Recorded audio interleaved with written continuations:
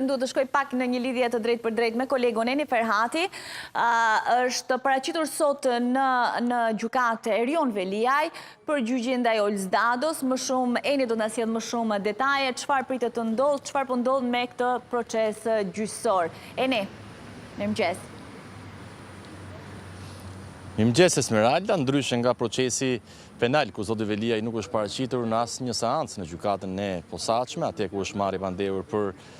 disa akuza, ndërto korrupsion dhe pastrim të produkteve të veprës penale. Në procesin që po zhvillohet në gjykatën administrative të shkallës së parë, zoti Veliaj është paraqitur pothuajse çdo seancë. Sot është seanca e radhës për padin që ai ka ngritur ndaj prokurorit të SPAK Olz Dado, një prej prokurorëve të çështjes në ngarkim të tij, ku zoti Veliaj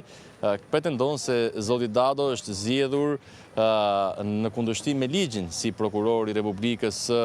Shqipërisë. Në këtë proces gjyqësor palët e tjera po ashtu janë edhe Këshilli i Lartë i Prokurorisë e Presidenca e Republikës, ndërkohë që janë zhvilluar disa seanca dhe ndodhemi në fazën fillestare atje ku pritet për të parë nëse zoti Veliaj nëpërmjet edhe mbrojtjes të tij ligjor, Plarent Ndreca, do të arrijnë që të bindin gjykatën që të legjitimohen për të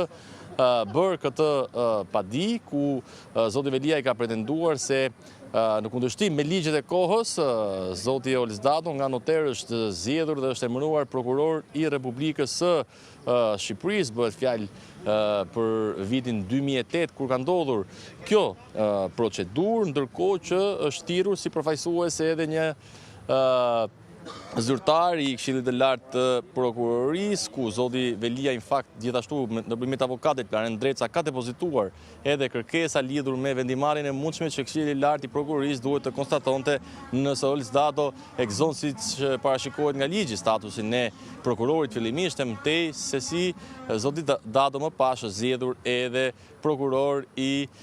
posaçëm, pra i strukturës kundër korrupsionit dhe krimit të organizuar. Ka një pjesëmarrje të madhe edhe të stafit të kryetarit të Bashkisë së Tiranës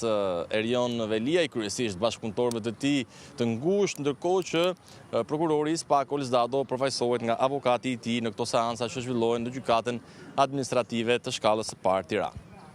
Mirë, ne të falenderoj, do shohim se çfarë do të ndodhë në këtë proces, e di që duhet të shkosh edhe ti në seancë, do të rikthehemi lidhemi më vonë, pasi të përfundojë edhe kjo seancë.